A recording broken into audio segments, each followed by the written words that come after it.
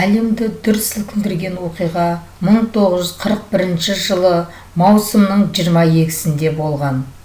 Бірақ сол кезде Кеңес елінің бірлігі мен достығының арқасында 1945 жылы 9 мамырда ұлы жеңіспен аяқталды. Міне, содан бері 77 жыл мерзім өтіпті. Биыл ұлы жеңістің 77 жылдығы.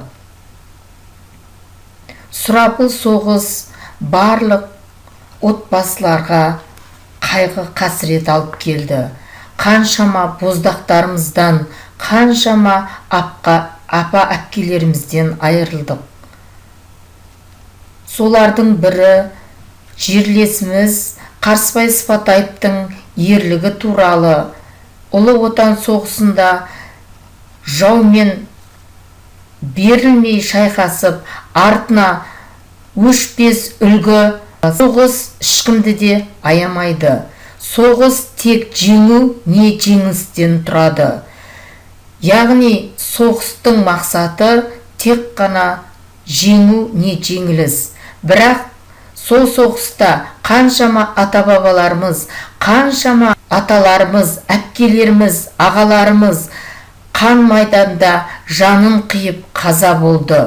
Олардың ерлігін біз осы уақытқа дейін бағалап, бұдан да әрі бағалап, мақтан тұтарлықтай артына мұра қалдырды.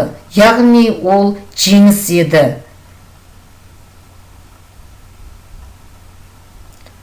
Тыңдаңыздар, тыңдаңыздар. 1941 жылы 22 маусымда таң шапағы жаңа ғана арайланып келе жатқан кезде елімізде қауіп төнді. Халқымыз адам айтқысыз қиын қыстау кезеңге душар болды. Фашистік Германия елімізге опасыздықпен басып кірді. Соғыстың алғашқы күндерінен бастап Кеңес халқы жан тәнімен отанын қорғады. Әрбір ауыл, әрбір қала үшін кескілескен ұрыс болды. Қаныш жер неміс басқыншылармен Кеңес азаматтары аянбай шайқасты. Соғыс жалмап аға іні бауырды, зар жылатты тыныш жатқан ауылды, жалғызынан айырыпты ананың, әкесінен айырыпты баланың. Сондай сұрапыл соғысқа жерлесіміз Қарсыбай Сыпатаев атамызда аттанған еді. Қарсыбай Сыпатаев 1918 жылы 15 сәуірде Түркістан облысы Ордабасы ауданы Көктөбе ауылында дүниеге келді. Небәрі 24 жасында 1942 жылы 26 қарашада Ресей Қалмақ Республикасының Сарпинск ауданы Шарнут кентінде 2-ші дүниежүзілік соғысқа қатысты.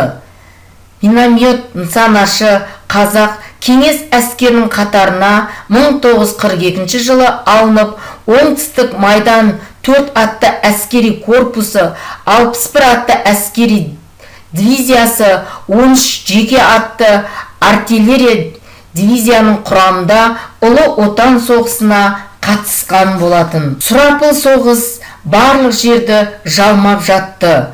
Не алда жеңіс, не жеңіліс деген мақсатпен ата-әпкелеріміз соғысқа жан аямай кірісіп кеткен еді. Міне сондай сұрапыл соғыстың бірінде Қарсыбай Сыпатаев атамыз да өз ерлігімен қаза тапты. Сталинград шайқасында Сыпатаев асқан ерлік пен батырлық көрсетті. Красный герой ұжымдарының маңында болған ұрыста жаудың бір взводқа жуық жаяу әскерін жойып жіберді. Шарнунский елді мекенінде Сыпатаевтың миномет 36 танкімен айқасқа түсті. Техника жағынан басым жау қорғаныс шебіне бұзуға ұмтылды. Шайқас барысында қасындағы миномет істен шықты. Сыпатаев қолындағы жалғыз қалған минасымен танкінің астына құлады. Сыпатаевқа жасаған ерлігі үшін КСРО-ның жоғарғы кеңес төрағасының жарлығымен Кеңес одағының батыры атағы берілді. Туған ауылы мен және Шымкент қаласындағы Шымкент номер 7-ші Қарсыбай Сыпатаев есімі берілді. Ескерткіш қойылып орденмен марапатталды. Міне балалар, біздің оқып жатқан мектебіміз Қарсыбай Сыпатаев атамыздың ерлігі мен батырлығын көрсеткендігі үшін осы мектептің аты берілді.